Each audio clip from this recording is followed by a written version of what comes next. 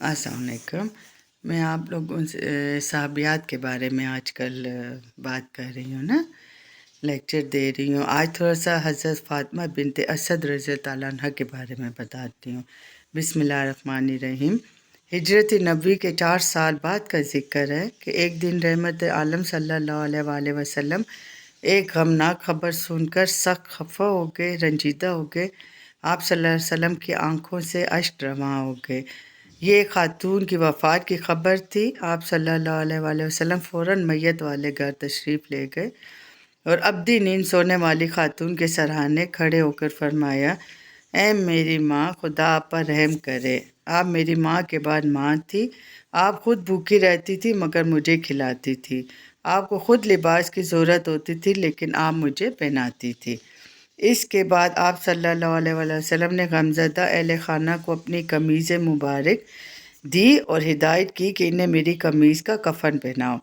پھر آپ صلی اللہ علیہ وآلہ وسلم نے حضرت اسامہ بن زید رضی اللہ تعالیٰ عنہ اور حضرت ابو ایوب انصاری رضی اللہ تعالیٰ عنہ کو حکم دیا کہ جنت البقیع میں جا کر قبر کھودے۔ جب وہ قبر کا اوپر کا حصہ کھود چکے تو سرور کونین صلی اللہ علیہ وآلہ وسلم خود نیچے اترے اور اپنے دست مبارک سے لحد کھودی اور خود اس میں سے مٹی نکالی۔ جب یہ کام پورا ہو گیا تو خود لحد کے اندر لیٹ گئے اور دعا مانگی، الہی میری ماں کی مغفرت فرما اور ان کی قبر کو وسیع کر دے۔ یہ دعا مانگ کر آپ صلی اللہ علیہ وآلہ وسلم قبر سے نکلے تو شدت غم سے آپ کی داڑھی مبارک آنسو سے تر تھی۔ انہوں نے ہاتھ میں پکڑ رکھی تھی نا، اور ساروں پر مسلسل آنسو بہہ رہے تھے۔ یہ خوشبخت اور عالی مرتبہ خاتون جن سے آپ کی محبت اور گہرا لگاؤ اور پیار تھا، جن سے نا تو حضرت فاطمہ بنت اسد تھی، ٹھیک ہے۔ حضرت فاطمہ بنت اسد رضی اللہ عنہ کا شمار ان جلیل القدر صحابیات میں ہوتا ہے جو امت مسلمہ کے لیے سرمایہ فخر تھی۔ وہ سردار قریش ہاشم بن عبد مناف کی پوتی، حضرت عبد المطلب کی بھتیجی اور بہو، حضرت ابو طالب کی زوجہ اور سرور کونین صلی اللہ علیہ وآلہ وسلم کی چچی اور سمدن تھی۔ حضرت جعفر طیار رضی اللہ عنہ شہید موتا اور شیر خدا حضرت علی رضی اللہ عنہ کی والدہ اور خاتون جنت سید النساء حضرت فاطمہ الزہرا رضی اللہ عنہ کی خوش دامن تھی، ٹھیک ہے۔ اچھا، حضرت فاطمہ کے والد اسد بن ہاشم رحمت عالم صلی اللہ علیہ وآلہ وسلم کے دادا حضرت عبد المطلب بن ہاشم کے سوتیلے بھائی تھے۔ حضرت فاطمہ نے قریش کے معزز ترین گھرانے بنو ہاشم میں آنکھیں کھولیں، اسی میں پروان چڑھی۔ بیان کیا جاتا ہے کہ بچپن ہی سے نہایت اعلیٰ اور سا و خصائل کی مالک تھی، چنانچہ حضرت عبد المطلب کی نگاہ گوہر شناس نے انہیں اپنی بہو بنانے کے لیے منتخب کر لیا اور اپنے فرزند عبد المناف ابو طالب سے ان کا نکاح کر دیا۔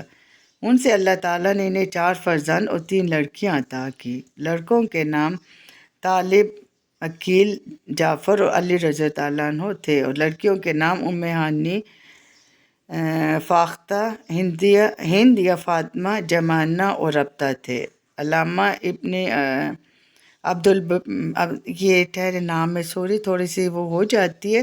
علامہ ابن عبد البر رحمۃ اللہ علیہ نے لکھا ہے، یعنی یہ پہلی ہاشمی خاتون ہے جن کے ہاں ہاشمی اولاد پیدا ہوئی۔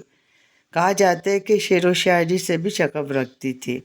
بعثت کے بعد رحمت عالم صلی اللہ علیہ وآلہ وسلم نے دعوت حق کا آغاز فرمایا تو بنو ہاشم نے آپ کا سب سے زیادہ ساتھ دیا۔ حضرت فاطمہ رضی اللہ عنہ کے فرزند حضرت علی کرم اللہ وجہ تو دعوت حق پر لبیک کہنے والے اولین نوجوان تھے۔ خود حضرت فاطمہ بھی ابتدائی دعوت میں سعادت اندوز اسلام ہو گئی، یعنی انہوں نے اسلام قبول کر لیا۔ کچھ عرصے بعد دوسرے فرزند جعفر رضی اللہ عنہ نے بھی اسلام قبول کر لیا۔ علامہ ابن اسیر رحمۃ اللہ علیہ نے لکھا ہے کہ ایک دن رحمت عالم صلی اللہ علیہ وآلہ وسلم حضرت علی رضی اللہ عنہ کے ساتھ مشغول عبادت تھے۔ حضرت ابو طالب نے انہیں دیکھا تو حضرت جعفر رضی اللہ عنہ سے فرمایا، بیٹے تم بھی اپنے ام کے ساتھ کھڑے ہو جاؤ۔ حضرت جعفر حضور صلی اللہ علیہ وسلم کی بائیں جانب کھڑے ہو گئے۔ عبادت میں انہیں ایسا لطف آیا کہ حضور صلی اللہ علیہ وسلم کے دار ارقم میں پناہ گزین ہوئے اور شرف اسلام سے بہرہوار ہوئے۔ حضرت ابو طالب، حضرت فاطمہ، حضرت علی اور حضرت جعفر رضی اللہ تعالیٰ عنہ رحمت عالم صلی اللہ علیہ وسلم سے والہانہ محبت کرتے تھے۔ پھر الحقیقت حضرت عبد المطلب کی وفات کے بعد حضرت ابو طالب اور ان کی اہلیہ فاطمہ رضی اللہ تعالیٰ عنہ نے جس خلوص سے سرور کونین صلی اللہ علیہ وسلم کی سرپرستی کی اور نہایت برے حالات میں آپ صلی اللہ علیہ وسلم کی حفاظت حمایت میں جان کی بازی لگا دی، تاریخ میں اس کی مثال نہیں ملتی۔ بعثت کے بعد جب اہل حق پر مشرکین قریش کے مظالم انتہا کو پہنچ گئے تو سرور عالم صلی اللہ علیہ وسلم نے مسلمانوں کو حبش کی طرف ہجرت کرنے کی اجازت دے دی۔ چنانچہ سن 5 ہجری میں سن 5 ہجری کے بعد بعثت اور 6 ہجری کے بعد بعثت میں مسلمانوں کے 2 قافلے یکے بعد دیگرے ارض مکہ کو الوداع کہہ کر حبشہ چلے گئے۔ ان مہاجرین میں حضرت فاطمہ کے فرزند لبن حضرت جعفر بھی تھے اور ان کے ساتھ ان کی اہلیہ حضرت اسماء بنت امیس رضی اللہ تعالیٰ عنہ تھی۔ ابن اسحاق کا بیان ہے کہ حضرت جعفر رضی اللہ تعالیٰ عنہ پہلی ہجرت حبشہ کے شرکاء میں تھے، لیکن موسیٰ بن عقبہ نے مغازی میں لکھا ہے کہ وہ دوسری ہجرت کے مہاجرین میں سے تھے۔ بہر صورت حضرت فاطمہ نے بڑے صبر و حوصلے کے ساتھ اپنے فرزند اور بہو کی جدائی برداشت کی۔ سن 7 ہجری نبوت میں مشرکین قریش نے فیصلہ کہ جب تک بنو ہاشم اور بنو مطلب محمد صلی اللہ علیہ وسلم کو نعوذ باللہ قتل کے لیے ان کے حوالے نہ کریں، کوئی شخص ان سے کسی قسم کا تعلق نہیں رکھے گا، نہ ان کے پاس کوئی چیز فروخت کی جائے گی اور نہ ان سے رشتہ ناتا کیا جائے گا، نہ ان کے پاس کوئی چیز مطلب ان سے ہر طرح کا تعلق ختم کیا جائے گا نا۔ اس پہ سب نے دستخط کیے یا انگوٹھے لگائے اور اسے در کعبہ پر آویزہ کر دیا۔ حضرت ابو طالب کو اس معاہدے کا علم ہوا تو وہ ہاشم اور اس کے بھائی مطلب کی تمام اولادوں کو ساتھ لے کر شعیب بن ابی طالب میں پناہ گزین ہو گئے۔ صرف ابو لہب اور اس کے زیر اثر چند ہاشمیوں نے مشرکین کا ساتھ دیا۔ بنو ہاشم اور بنو مطلب مسلسل 3 برس تک شعیب ابی طالب میں رہے نا، اور مصائب جھیلے، انہوں نے تکلیفیں جھیلی۔ ان محصورین میں حضرت فاطمہ بنت اسد بھی تھی۔ اس دور میں انہوں نے اپنے اہل کنبہ کے ساتھ کمال درجے کی ہمت و استقامت کا مظاہرہ کیا۔ سن 10 ہجری نبوت میں حضور صلی اللہ علیہ وسلم کے چچا حضرت ابو طالب نے وفات پائی تو آپ صلی اللہ علیہ وسلم کی سرپرستی کی ذمہ داری حضرت فاطمہ نے اٹھا لی۔ وہ اپنے فرزندوں سے بڑھ کر آپ پر شفیق تھی۔ جب عام مسلمانوں کو مدینہ کی طرف ہجرت کا حکم ملا تو حضرت فاطمہ بھی ہجرت کر کے مدینہ تشریف لے گئی۔ ہجرت کے موقع پر ان کے لخت جگر حضرت علی رضی اللہ تعالیٰ عنہ کو یہ شرف حاصل ہوا کہ حضور صلی اللہ علیہ وسلم انہیں اپنے بستر پر سلا کر سفر ہجرت پر روانہ ہوئے۔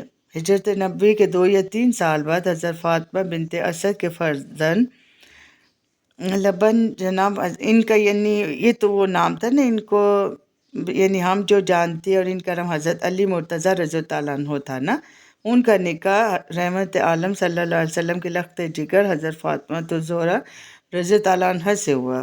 اس موقع پر زوج بطول نے اپنی والدہ ماجدہ سے مخاطب ہو کر فرمایا، فاطمہ بنت رسول اللہ آئی ہیں، میں پانی بھروں گا اور باہر کام کروں گا اور وہ چکی پیسنے آٹا گوندنے میں آپ کی مدد کریں گے۔ رحمت عالم صلی اللہ علیہ وسلم کو حضرت فاطمہ بنت اسد سے بڑی محبت تھی۔ آپ صلی اللہ علیہ وسلم اکثر ان سے ملنے کے لیے تشریف لے جاتے اور ان کے گھر آرام فرماتے۔ حضور صلی اللہ علیہ وسلم نے کئی بار ان کی شفقت شرافت کی تحسین فرمائی اور یہی فاطمہ جن کے فضائل کتب سیر میں مذکور ہے۔ حضرت فاطمہ بنت اسد رضی اللہ تعالیٰ عنہا نے ہجرت کے چند سال بعد رسول کریم صلی اللہ علیہ وسلم کی حیات مبارکہ میں ہی وفات پائی۔ حضور صلی اللہ علیہ وسلم نے ان کی وفات کو شدت سے محسوس کیا، اپنی قمیض مبارک اتار کر کفن دیا اور تدفین سے پہلے قبر میں اتر کر لیٹ گئے۔ لوگوں نے اس پر تعجب کا اظہار کیا، فرمایا ابو طالب کے بعد ان سے زیادہ میرے ساتھ کسی نے مہربانی نہیں کی۔